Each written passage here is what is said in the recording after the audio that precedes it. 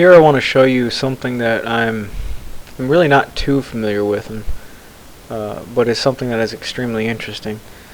SolidWorks has a Weldments tab, which allows you to very easily create different structural members that you may see in real-life applications. So on my top plane, I'm just going to make a square. I'm going to make a, let's say this is a tabletop or whatever. Let's say that this is 25 inches deep and the table is 40 inches wide. Just random dimensions. Now it's actually going to be a little bigger because these are center to center dimensions. Let's click OK on the sketch. And under the Weldments tab, which you can right click on any one of these tabs and check mark Weldments to see it, you have a structural member.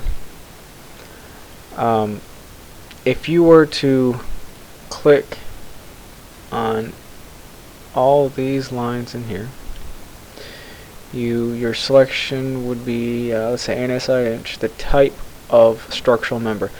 Let's just, for the sake of showing you something, let's go with angle iron. Size 1 inch by 1 inch by 1/8 of an inch. So on all of our selections, it has added the structural member of angle iron. Now, I don't know where to go. Our corners are mitered at 45 degrees. You can select which type of corner you want, with one section ending in this direction, one section ending in that direction. How do you want the corners cut? Do you want them overlapped in any way, which doesn't really show in this with angle iron. This is particularly visible with, say, piping or square tubing, stuff like that. But let's see. Let's go to mitered, and then you can change the distance in between the gap of the miter if you want a distance. Let's change that to 0. The angle. Say you want the angle iron facing on the inside of our square. You can change your angle. Say rotate at 90. See what we get. Now it's on the inside. Say you want it. We want it another 90. So 180. This is the way we want it. So our legs can be attached and our tabletop can be fastened to it. Let's just click OK.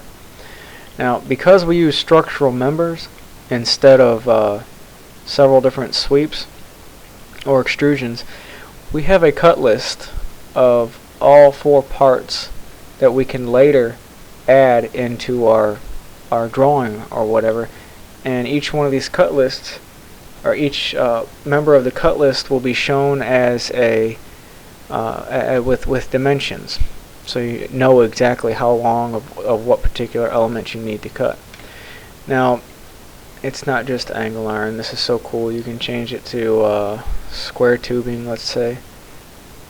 Let's see how it updates. As it did not. Oh, I have to specify size. Now, there's our profile of our square tubing. Here we have mitered corners where they meet. Let's change it to this direction. Now you see, as let me get a good view. As the pieces are cut, they don't really match up too well up on top and on bottom. You can change that by this feature, coped cut between connected segments. Now this will flow into the other piece. Let's click OK, see what that looks like. Alright, now let's get back in here, edit the feature, and uncheck this, and you can see how they are that way. You don't necessarily have to select everything in that sketch, so let's edit this and let's clear group 1. Let's only select this one and only select this one. Okay. Edit this feature. Now we can add a new group. Group 2 is this one and this one. Now we can specify, we have greater control over how our corners line up when we do separate groups. But this is just the structural member feature of the Weldments tab. Very cool feature.